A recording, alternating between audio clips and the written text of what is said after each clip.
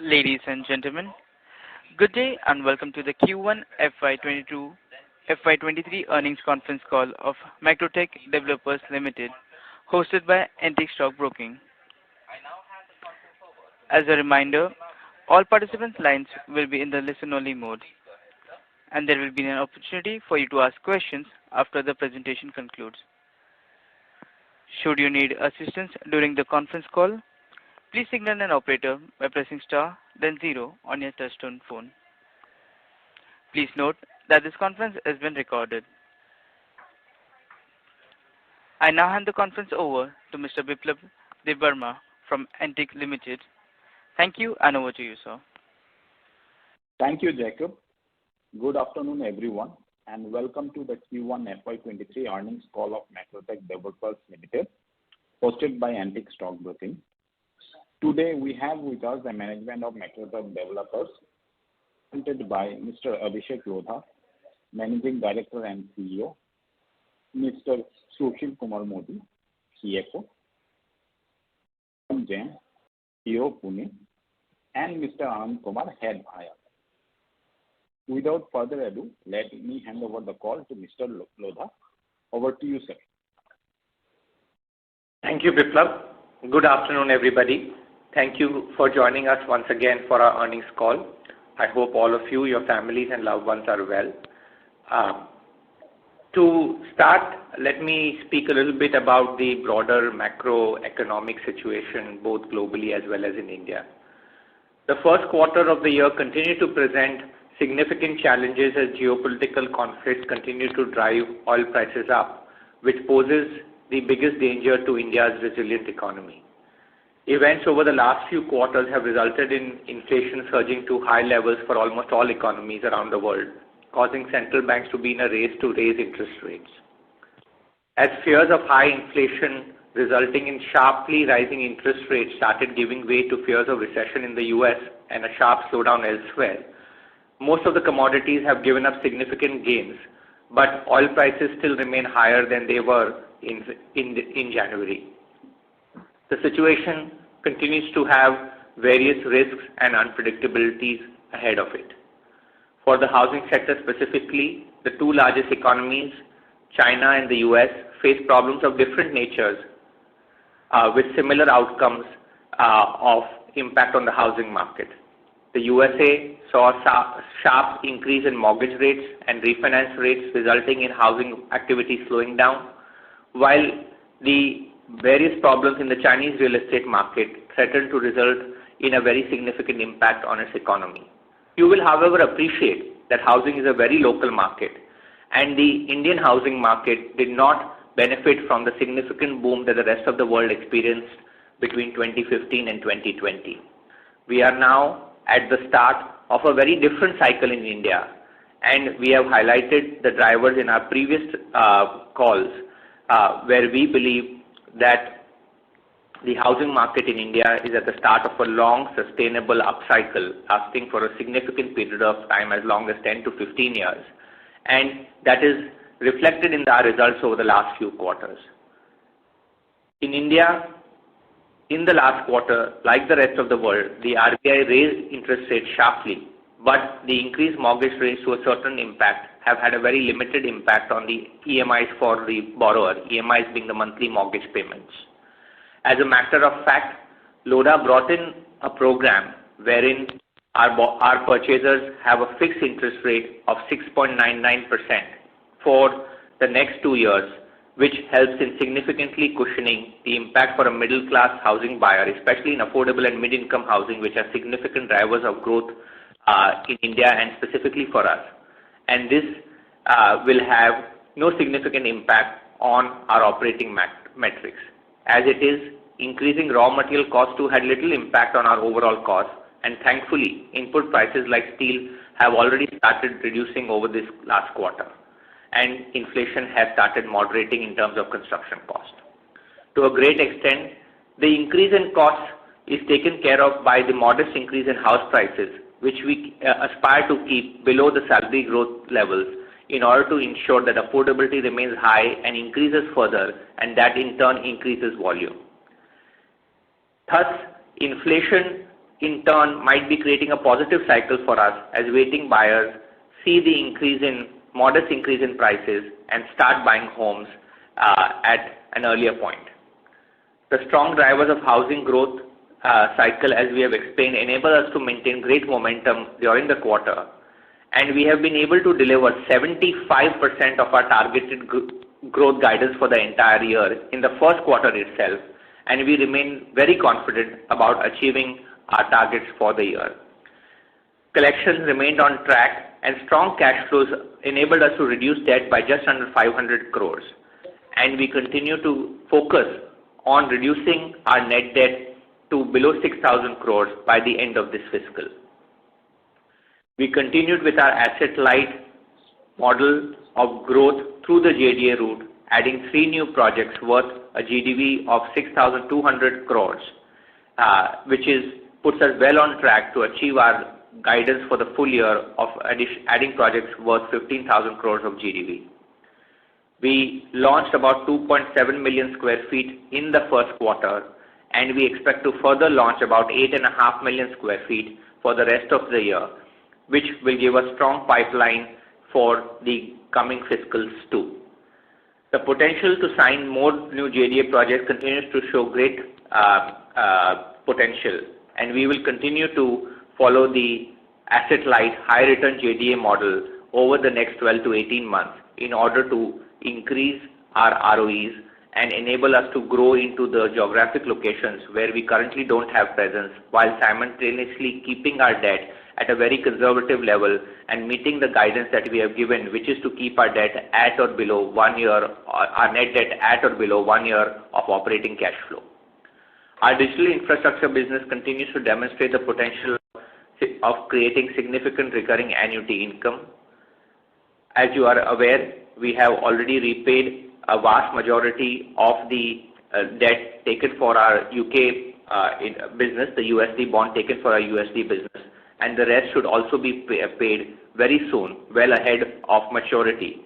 And the repatriation of the surplus back to India should be starting within this fiscal itself, bringing an end to the investment that we have made outside India and enabling us to fully focus on the growth within India, which we are extremely excited about. I also want to highlight 2 important developments that happened during this quarter. As I mentioned in the last call, we were evaluating entry into the Bengaluru housing market and had promised a decision to either enter or stop this investigation during the course of this quarter. After careful evaluation lasting almost 9 months, we have decided to enter the Bangalore housing market and have signed our first JDA on the same lines as we have done in Mumbai and Pune, with attractive return profile and strong cash flows. The attractiveness of the Bengaluru market was well highlighted in the releases we made at the time of the entry, and we will continue to provide updates on this in due course, including an introduction to the CEO of the business over the next couple of quarters. The Bengaluru market, I reiterate, does not alter the elements of our guidance for the fiscal 22, fiscal 23 in any manner, and we continue to focus on meeting and keeping our net debt at or below 1 times operating cash flow. Secondly, with full confidence that our cash flows are sufficient to meet our debt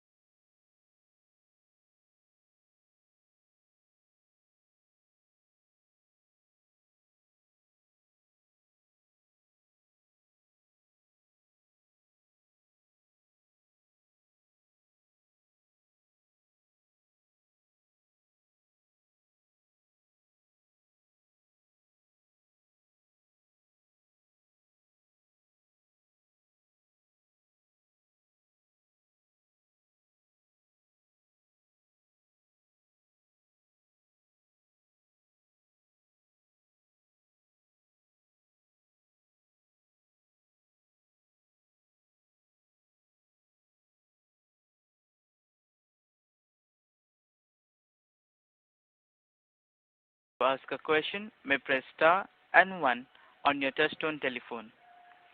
If you wish to remove yourself from the question queue, you may press star and 2. Participants are requested to use handsets while asking a question. Ladies and gentlemen, we will wait for a moment while the question queue assembles.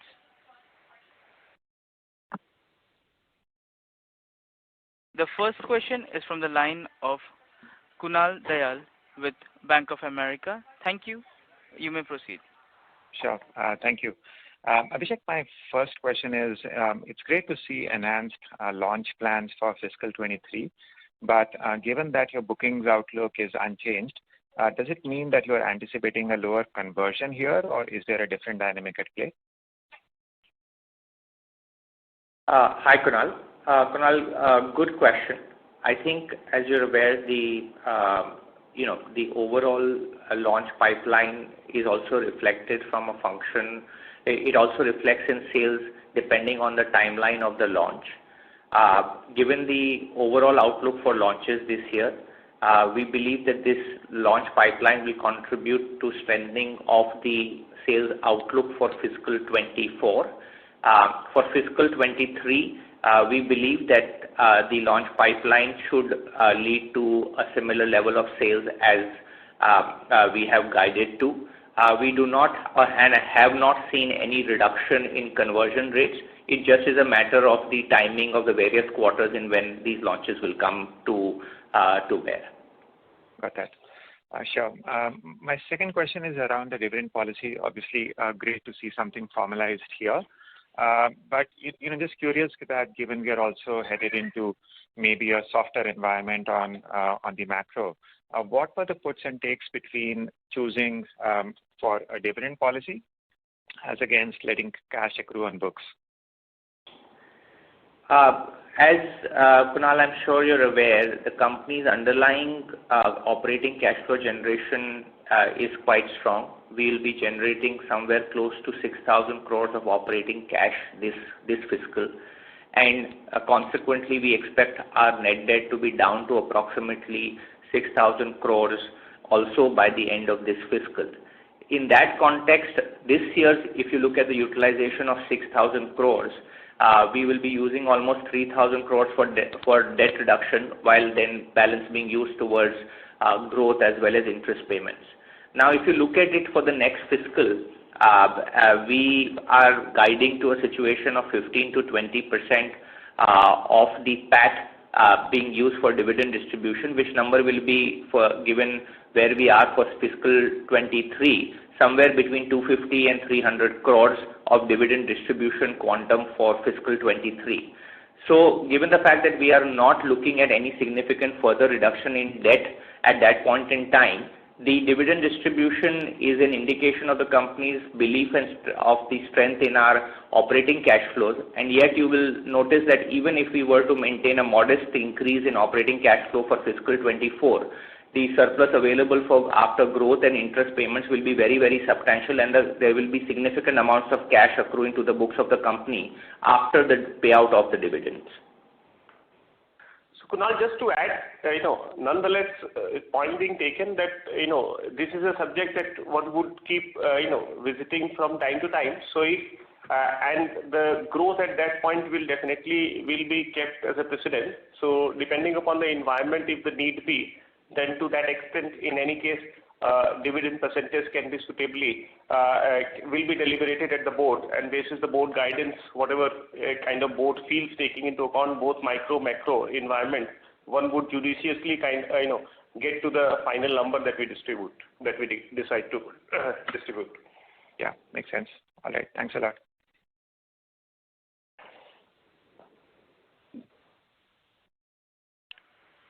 Thank you. The next question is from the line of Pritesh Sheth from Motilal Oswal. Please go ahead. Congrats on the great set of numbers. First, just a follow-up on dividend again. My view is little different. I mean, 250, 300 crore potentially this year, and maybe 2-3 years down the line with this 15-20% of consolidated PAT cap that we have right now, probably we would be at around 500 crore. And I think the visibility of cash flows that we have, wouldn't the dividend would have been more from, what we have guided for? I mean, what we are capping it for? Pritesh, this one, there is no right or wrong answer to. I think from the company's perspective, the intent is to showcase the fact that the company's operating cash flow is now at a point, and its capital structure and debt equity positions are at a point where we feel very comfortable. The company's growth plans, which we have augmented significantly, as you have seen over the last 4-5 quarters, are well supported by the operating cash flow of the company. And therefore, now we are in a position where the company shareholders can be rewarded through regular distribution of dividend. As Sushil mentioned, all factors, macroeconomic performance, etc., are always going to be taken into account by the board as we look at the dividend distribution. As you would have noticed, the company prefers to be modest and conservative in terms of its outlook and guidance, and therefore we believe the 15 to 20% range on the dividend distribution is the right metric to be considering at this stage. The board has taken that view after a lot of deliberation, and obviously we will be open to not only reviewing it from the perspective of the macroeconomic as well as our performance factors, but over 2-3 years we will of course take into account how the business of the company evolves and what else we can do to make sure that our shareholders are having the best utilization of the capital that their company is generating. Absolutely. I mean, that's what I wanted to know, whether there is a scope of revision in this 15 to 20%, and you've answered that. My second question, since Mr. Tikam is here, on Pune.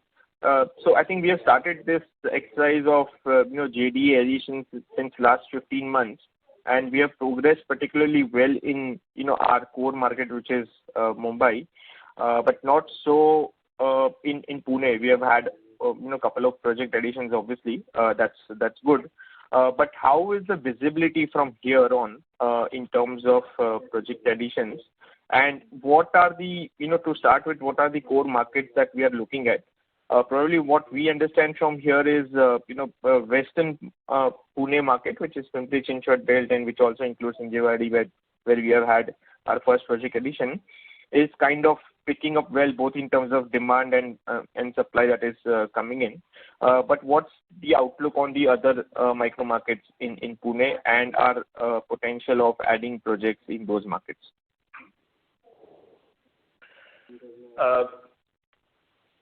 So as I told you in my just introduction, that we want to cover the entire Pune, not as a particular market.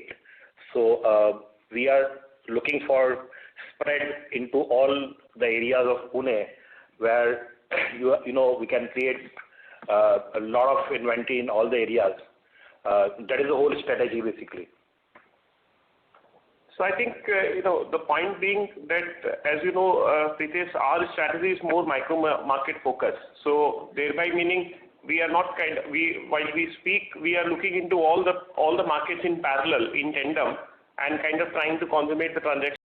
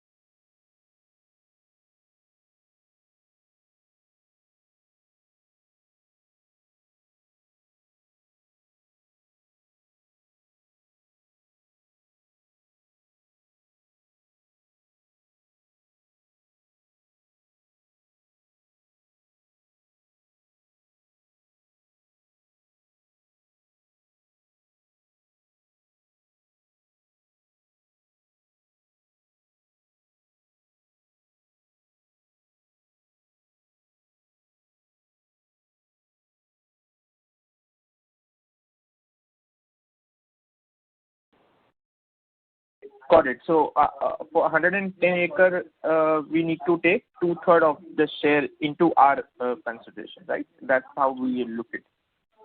Yeah, the approximate consideration.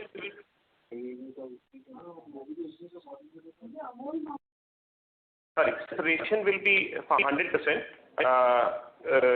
And against that, we would have our share of investment that goes as a outgo, because from a bookkeeping standpoint, it's 100% gets realized first. Okay, I was actually particularly concerned about the value that we have had. I mean, for 110 acres to close to 300 crore of sales, so realizations are somewhere around 3 crore per acre, and we were already at around 4 crore per acre. So is my math right, or there's some difference to it? No, that is not incorrect. The land value at which the land has been sold to the platform is approximately about 3 crores an acre. So the total consideration is a little north of 300 crores, somewhere close to 350 crores. And the fact is that as we have a variety of different users and mixes that we use for the lands in Palava. We have used land for this large scale platforms which we have done with Morgan Stanley earlier, with ESR, and now with Bain Capital and Ivanhoe Cambridge. We do land which is sold to direct users, which we have done with various operators, and then we have land which is sold to players who are actually bringing in different kinds of asset classes, like training. Like a bank has set up a training center, a pharma company is setting up its R&D unit, a hospital chain is setting up a large-scale hospital, and so on. So depending on the size of the transaction, the pricing can move north or south, and also depending on the restriction on use, because we also put restrictions on the use in order to encourage a diversity of economic activity at Palava. And so the land values are linked to both these factors. On average, the land value realization continues to be north of 4 crores rupees an acre when you look at it for the full fiscal. This quarter, obviously, because there was a single large transaction in the industrial and logistics park category of users, the average realization is slightly lower, but generally we are north of 4 crores. Okay, got it. Thanks for clarification. That's it from my side, and all the best. Thank you. Thank you. The next question is from the line of Sameer Baisiwala with Morgan Stanley. Please go ahead. Yeah, thank you and good evening, everyone. So the first question is, what's the total repatriation potential from London? Hi, Sameer. Sameer, as we have guided in the past, that amount will be approximately in the range of 1,500 crores of total repatriation from the UK back to India in fiscal 20, partly in fiscal 23 and partly in fiscal 24. Okay, great. And the second question is, over the last few months, a lot of companies have reported, or projects have reported, strong sales in South Central Mumbai. So just wanted to check, how do you think Park and World Towers are doing, and the outlook on these?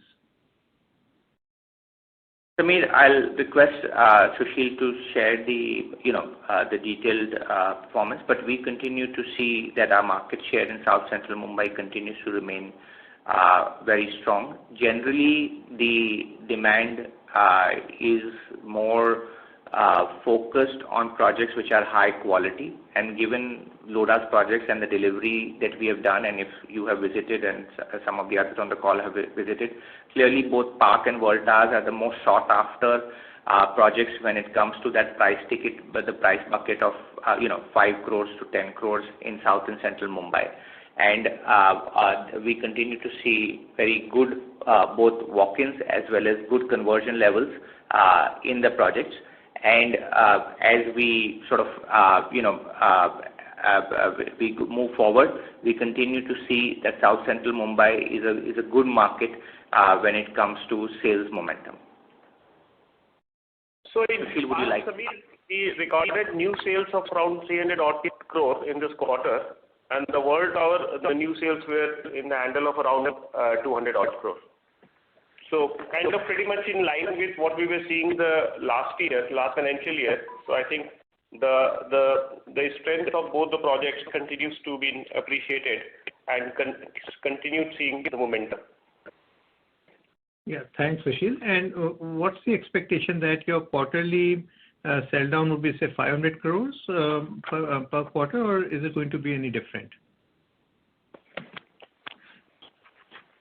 Sameer, we'll have to take into account the seasonality. As you well know, real estate sales are quite tilted towards the second half of the year, and especially in South Central Mumbai, the first half gets affected by vacations as well as then then there is the Shraddh period which comes in late September. So we expect that the first quarter is generally I would say from a ranking of performance is the third best quarter of the year, with Q2 being the worst quarter of the year. So we expect that sales momentum in South Central Mumbai will only increase, and we will be surpassing our last year's sales performance for South Central Mumbai in this fiscal. Okay, great, thanks. And the final question I have is on the cash flow from operations. So is it fair to say that right now we are getting a pretty good helping hand from the finished inventory, but as we go forward, next few quarters ahead, our collections will drop, as a percentage of pre-sales, and the construction costs will go up.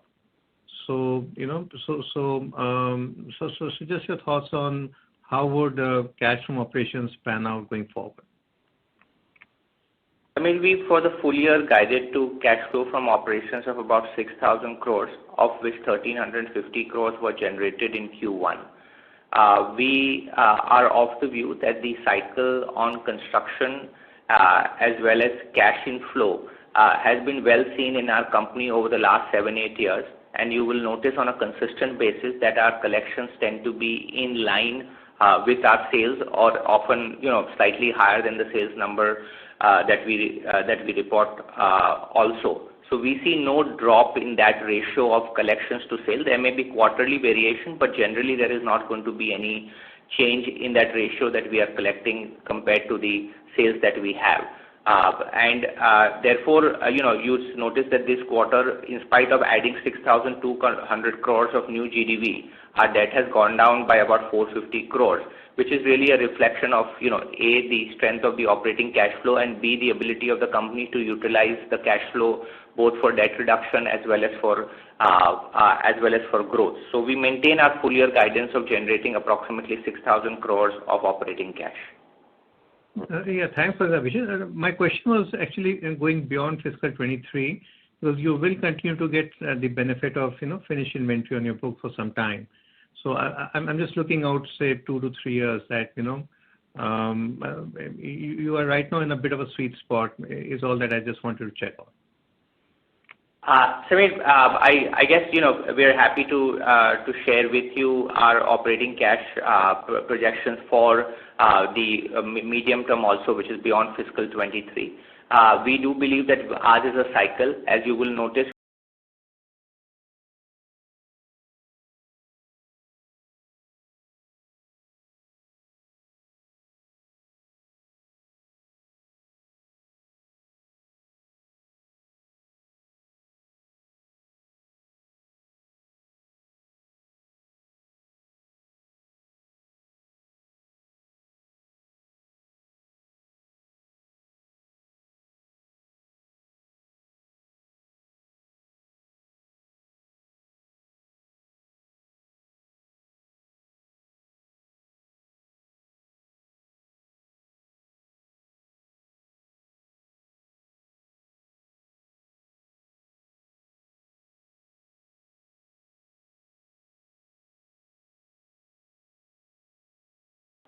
That's fair enough. Just to add, considering that our continued growth trajectory, what we would see as we envisage that kind of 6,000 crore of an operating cash flow that potentially we have projected for this year becomes kind of if I may say so, a floor going forward too, because as you know, our business in any case runs on a bit of a negative working capital cycle. So thereby meaning even with the intensity of higher construction costs, with the increase in the pre-sales number, the collection will keep improving equally, and thereby the operating cash flow intensity will continue to kind of improve beyond what we have forecasted this year. Okay. And for sure would not see any downward trajectory in terms of the operating cash flow strength. Okay, got it. Thank you. Thank you. The next question is from the line of Kunal Lakhan with CLSA. Please go ahead. Yeah, hi, good evening. Abhishek, we plan to start paying dividends from next year, and you also said earlier that the company's growth plans can be supported by the operating cash flow. Just wanted to understand, how are you looking at reducing the promoter stake to the prescribed limits? Would you look at raising equity and diluting the shareholding, or would the promoters look at selling down the stake? Hi Kunal. I think Kunal, you've answered the question within your preface itself. Given the fact that the company's operating cash flows are quite strong and the company is in fact moving towards payout of dividend, there is very limited need for the company to raise primary capital, and therefore the dilution of the rest of the promoter stake, which we are still 20 months away from the timeline to achieve it, the most of the sell down of the promoter stake will have to be secondary sale. Given that the company has a very high focus on achieving an ROE of close to 20% over the next 3 years, it would be not prudent for the company to raise primary capital further is our current assessment, and therefore it will largely be through secondary sale. Sure. Thanks for that clarification. Secondly, on the ESG spend, right? We have earmarked about $500 million over the next 5 to 7 years. Any analysis we have done on what will be the ROI of this spend, or what could be the cost savings of due to such a spend? Kunal, the spend that has been highlighted when we did our recent announcement of the accelerator for sustainable urban development in partnership with a globally renowned Rocky Mountain Institute, it's a reflection of our company's commitment to becoming a global leader in the ESG space, and specifically setting a benchmark when it comes to sustainable development of housing and real estate in general.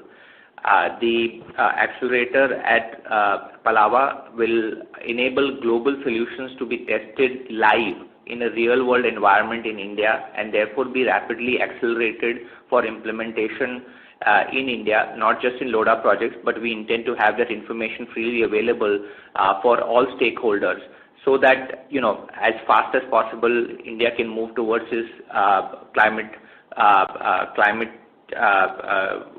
change goals. In terms of that investment is inherent and not additional to our planned spend on our projects. As you are well aware, we have been focused on sustainable development for a very long period of time, and therefore, as you would have noticed in our various investor and quarterly updates, the actions around making a minimum negative impact on the environment and making a positive impact are inherent to what we build and design. And therefore, these investments are part already of our standard costs that we incur for our projects, and therefore our underlying profitability and ROE parameters already reflect these costs. It's just that over the next few years, as we scale up, the quantum of spend towards this initiative also scales up in ratio of the growth in the company. And as India's largest housing developer, and one where we see we can deliver sustainable growth of 20% or higher for the medium term, we expect that doing this in a manner where ESG continues to remain high focus is the right thing for us to be doing as a company.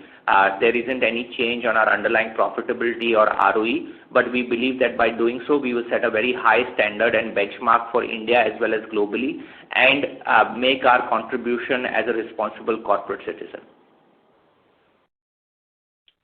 Sure. Thanks again for the clarification. My last question was on the Bangalore market. Look, Bangalore has been a quite organized market with a lot of reputed developers. So what will be a strategy here, in terms of penetrating this market? Because we have tried some of your peers entering that market and not doing much over the past few years. But how are we approaching this market? Do you think the kind of success that we are seeing, say in Pune market today, we'll be able to replicate that in Bangalore as well? We feel very confident about the fact that our entry into Bangalore is a strategic choice we have made, and we have made it with after careful deliberation on what it is likely to do for us as a company. As we have mentioned in our release, our focus will be on gradual growth, again focusing on underlying profitability and good ROEs. And we are doing so by investing in our team, building a strong team so that we can deliver these outcomes. Where do we differentiate ourselves is in our product quality. As you will notice also in a very competitive market like Mumbai, Lodha's product design, product delivery, service quality stands out. And we are seeing the same in Pune, and we expect to do the same in Bangalore too. Yes, Bangalore is a good market with good developers, but ultimately the share of the top 5 players is only around 30%. We respect those players, but at the same time we believe we have certain skills, knowledge, global learnings and capabilities which we will be able to bring to that market and raise the overall standard in that market too. And as I mentioned, do so in a gradual manner, focusing on underlying profitability.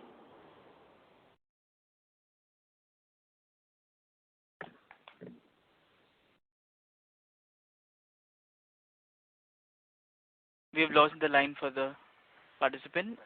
The next question is from the line of Abhinav Sinha with Jefferies. Please go ahead. Hi, sir, thanks for taking the question and congratulations on good set of numbers. So my question is on the cost and pricing front. So on the construction cost, the labor component, which is the largest, is still not moving despite the large inflationary pressures we are seeing broadly. So does it worry you that this will start moving up in the next half of the year? And secondly, can you also update us a bit on how the pricing has behaved, in some of your key micro markets on a QoQ basis in Mumbai? Thank you.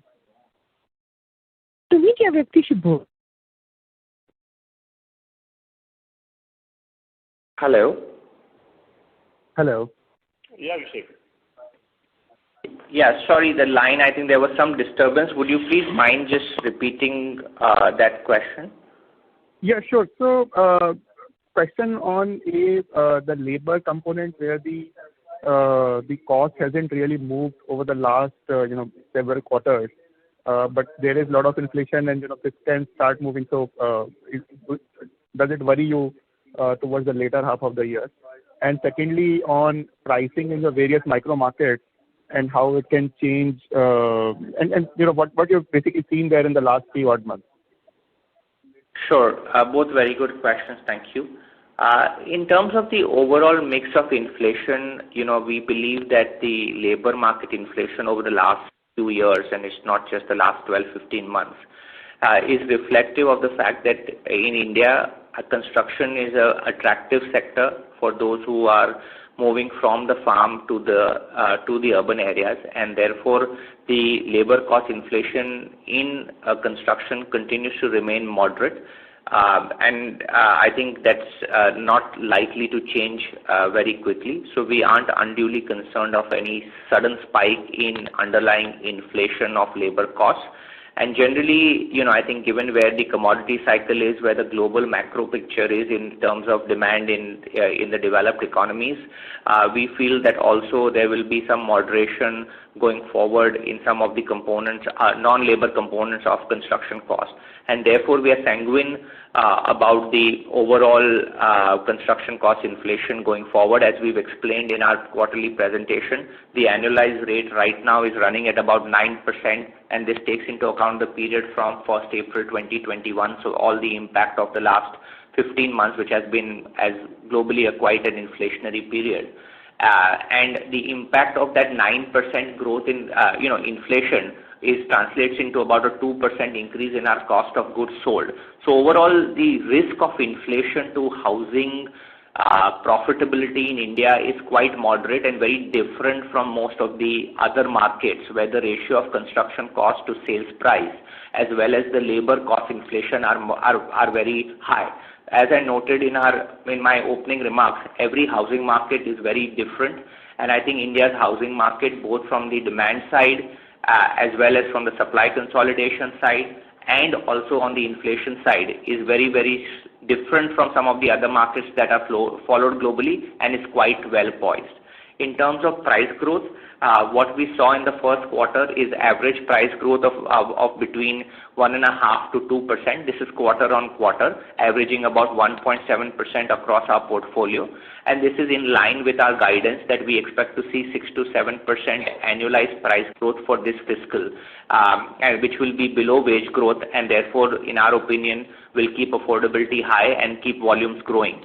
We saw in the first quarter of this year that as there is modest price growth, volumes have also grown quite significantly for the industry, which is a very heartening sign and tells us that the price growth is actually a positive for the industry and can be supported going forward. Thanks, Abhishek. That's all. Yeah. Thank you.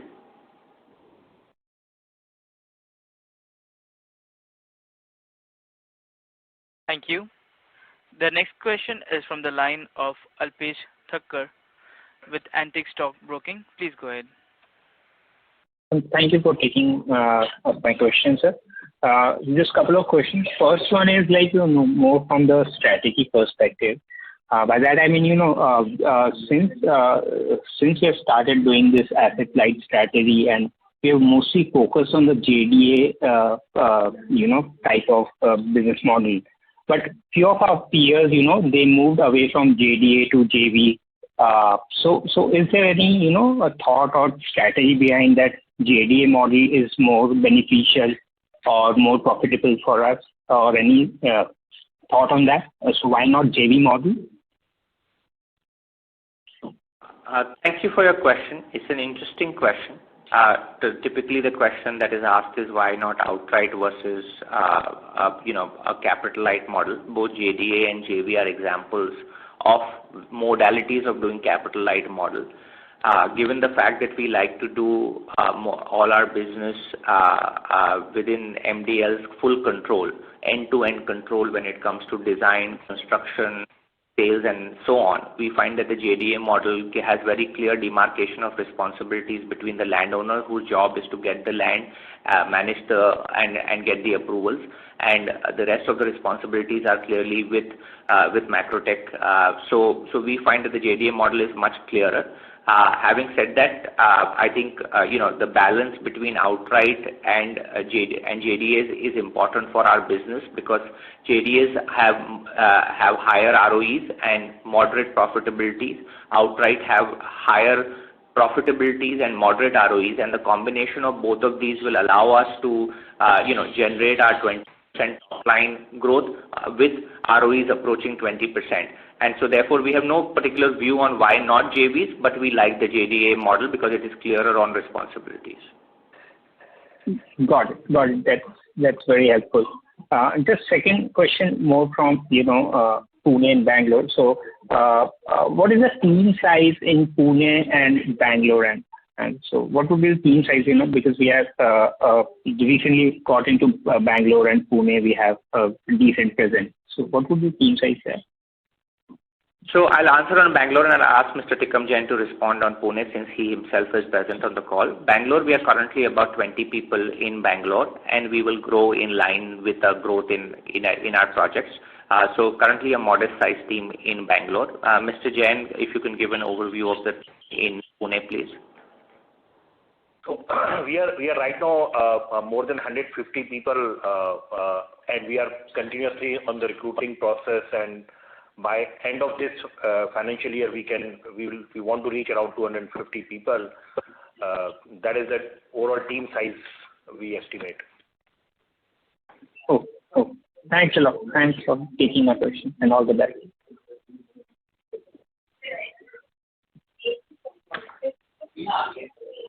Thank you.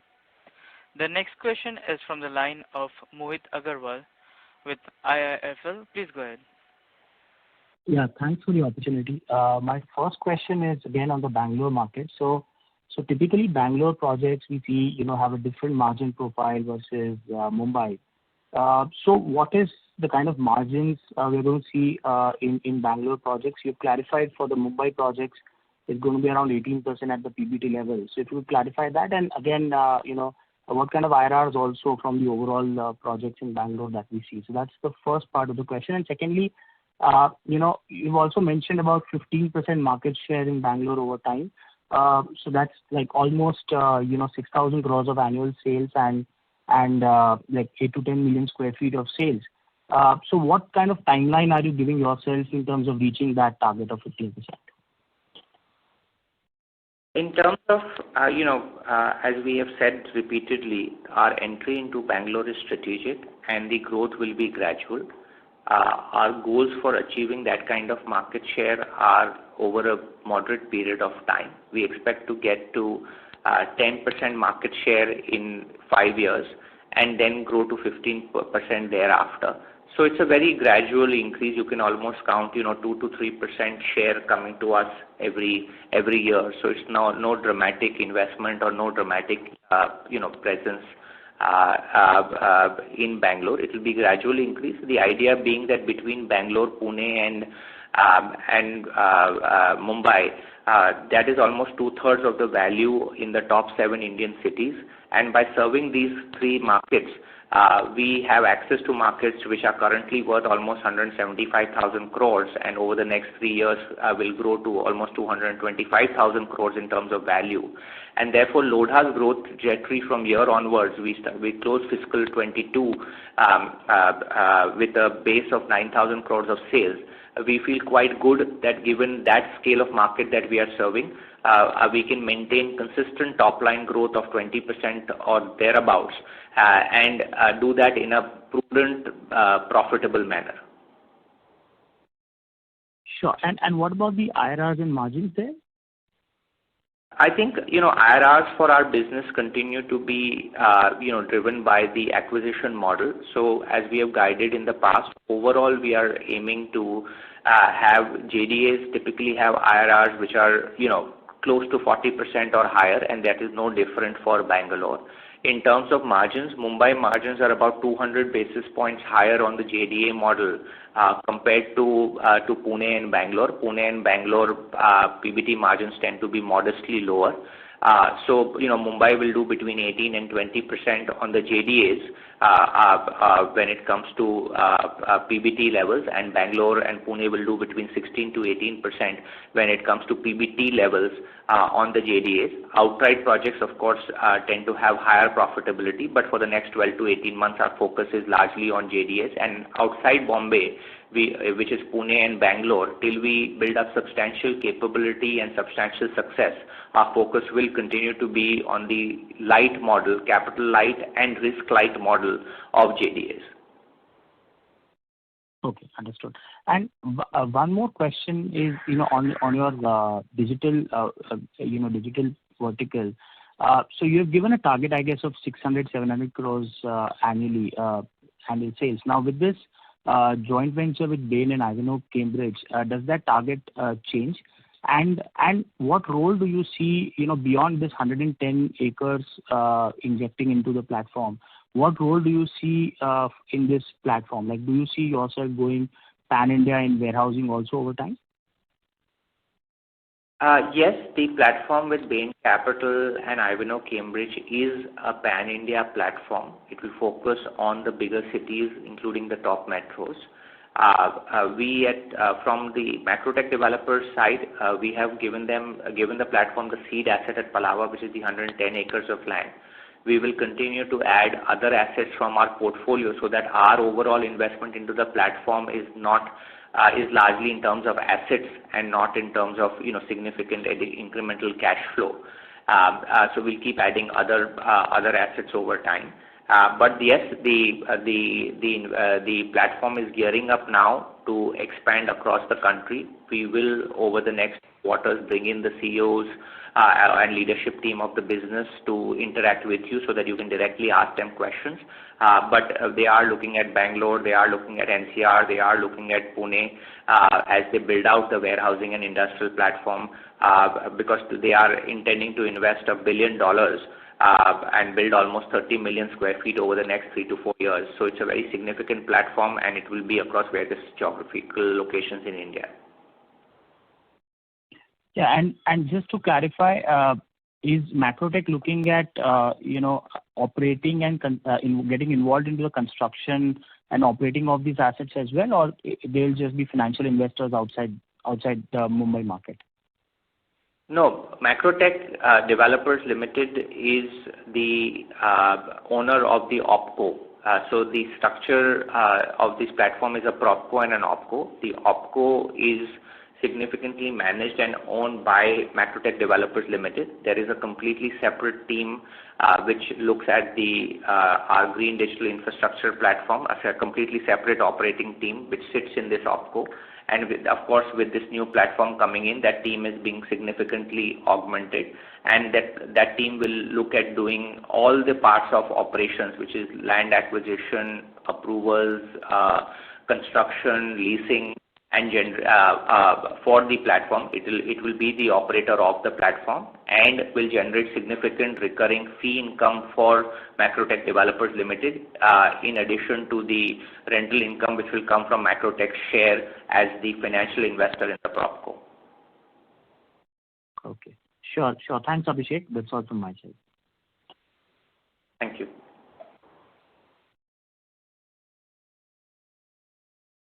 Thank you. This was the last question, and with this, we hand over the line to the management. Thank you, everyone. Thank you for joining the call today. As highlighted earlier, consumer interest in housing remains very strong. Business on the ground is robust and growing stronger with each passing month. We are well on track to achieve our stated guidance. And our strong launch pipeline in the second half going ahead, including this quarter, will help us achieve our guidance. Feel free to reach out to me or Sushil for any further queries that you may have. Thank you. Thank you. Thank you. Thank you all. Thank you for your time. Thank you. On behalf of Antique Stock Broking, that concludes this conference. Thank you for joining us, and you may now disconnect.